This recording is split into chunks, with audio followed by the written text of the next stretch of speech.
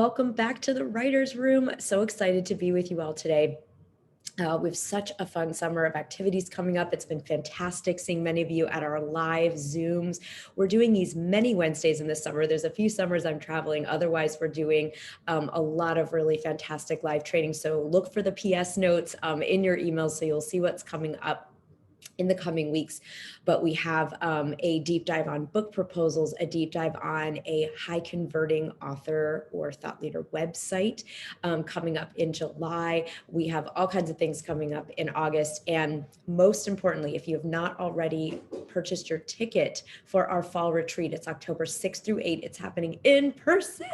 We listened to the feedback. We are doing it in person in Chicago, October 6th through 8th at a fabulous event space called Salt Flats.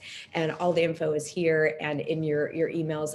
So if you sign up this month, you can come instead of for $500 for $97.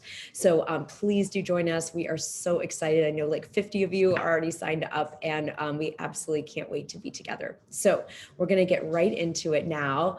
Let's rub our hands together, balancing the right and left hemispheres of the brain. I want to talk about I don't know if we want to call it a myth, a phenomenon there, and it's one that I certainly held for a long time as a writer, and it's the myth of, if I write the book, they will come. If I write the book, they'll come, right? Field of Dreams. My job as the writer, I created, I developed the grit, the fortitude, the determination to sit here and write this thing, and then that's it. That's my part, right?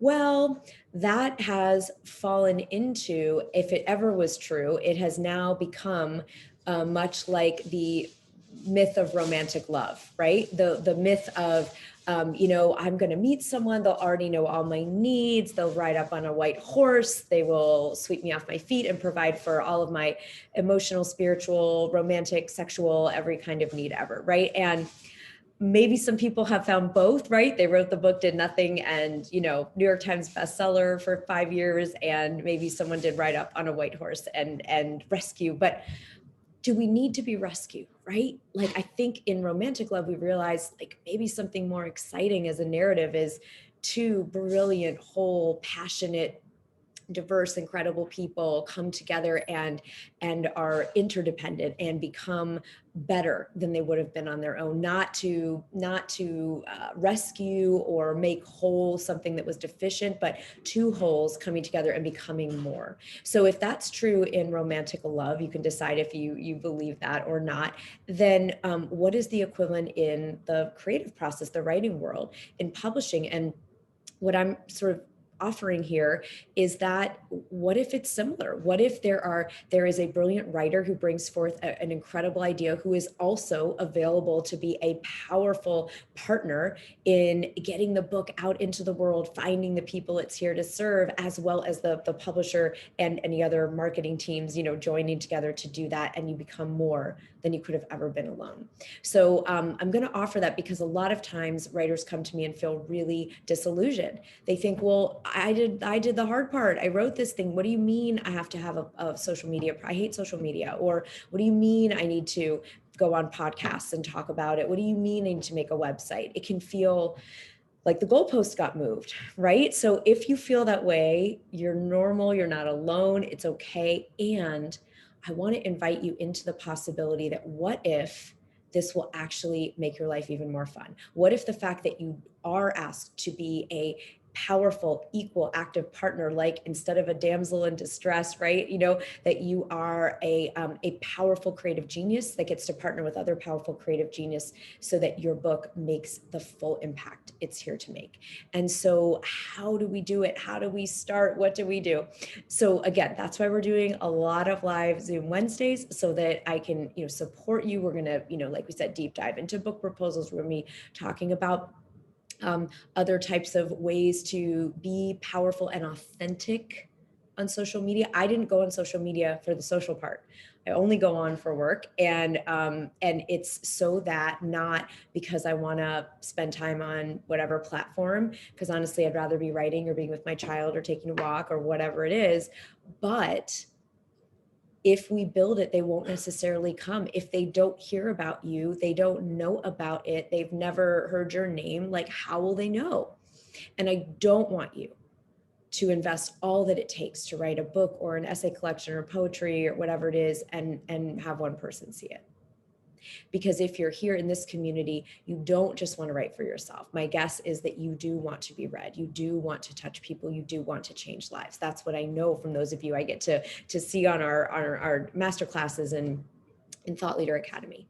So let's get empowered around it. So just if we were in the room, I'd say, who's a yes for this, right? So just kind of raise your hand in your own space. If you're a yes for whether it's dipping a toe in the water or 10xing, if you're already into this a little bit, or 100xing, if you're someone who's been like, yeah, I totally get it. I've known from the beginning that I'm going to be getting myself out there. So what I'm going to offer is you're going to start with one thing or one more thing than you're currently doing. Instead of thinking, oh my God, I have to be on Twitter, Instagram, Facebook, TikTok, on podcasts, like where do you go for content? And I do have people come to me all the time and they say, Sarah, I don't do anything. I don't look at media. I don't watch TV. I don't listen to podcasts. I don't go on social media.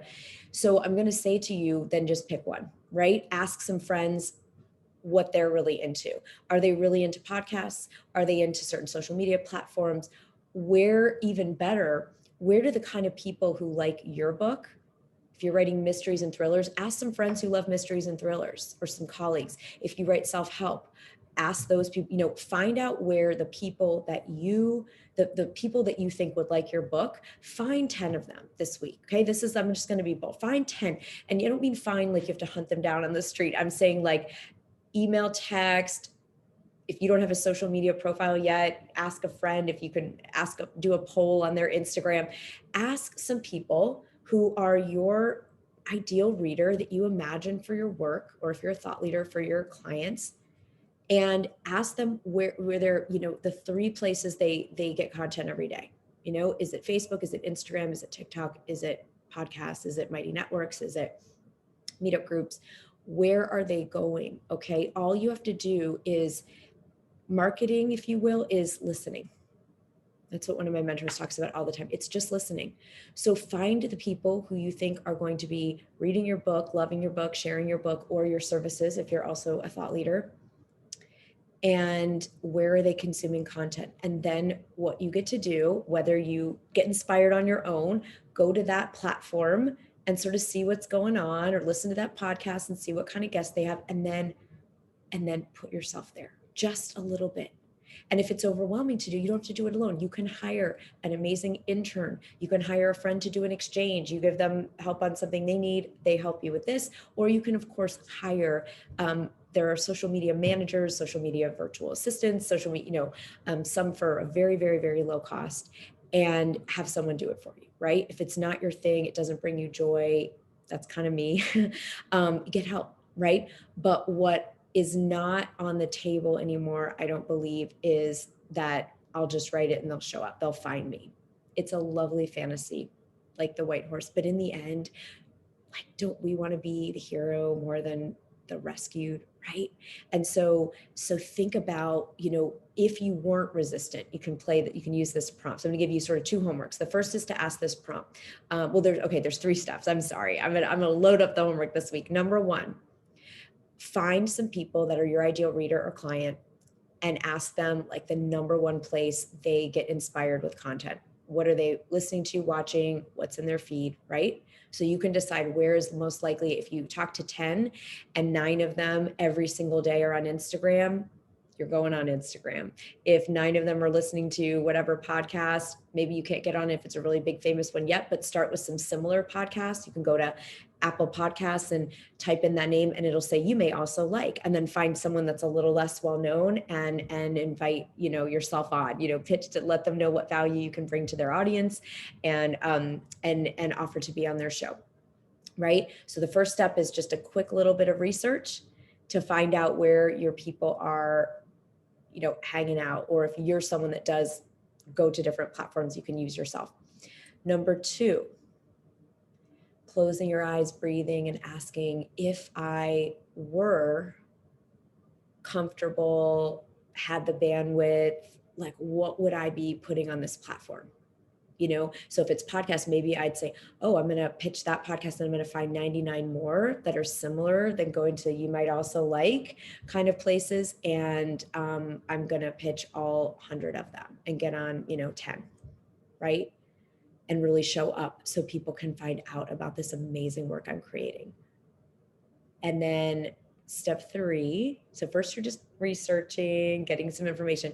And step 3 is to decide, one action that you wouldn't have taken a week ago if you hadn't listened to this video, right? So if you've identified, it's Instagram, you're going to do one post, or you're going to have someone either for free exchange or hire to help you get into a rhythm with your Instagram. See how my big block was that I felt like it wouldn't be authentic, right? It was like, what do you put on here? I don't want to talk about myself. Then don't make it about yourself. Make it about the people you serve. Post inspiring quotes that motivate you. Do you do a behind the scenes for why you wrote your book in the first place, or opened up your visionary entrepreneurial idea in the first place?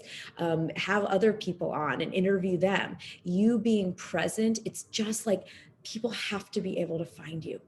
If you build it, they will only come if they know about you.